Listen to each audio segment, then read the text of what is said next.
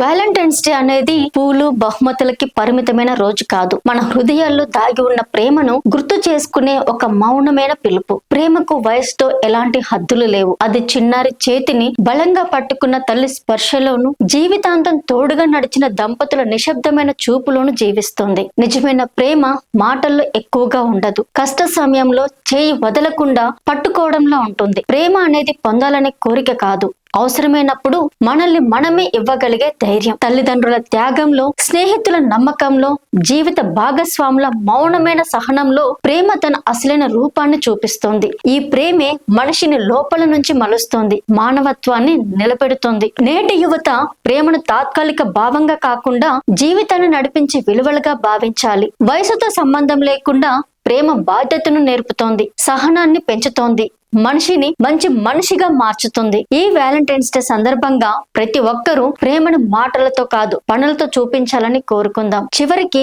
మనతో పాటు నడిచేది మనమిచ్చిన ప్రేమ మాత్రమే.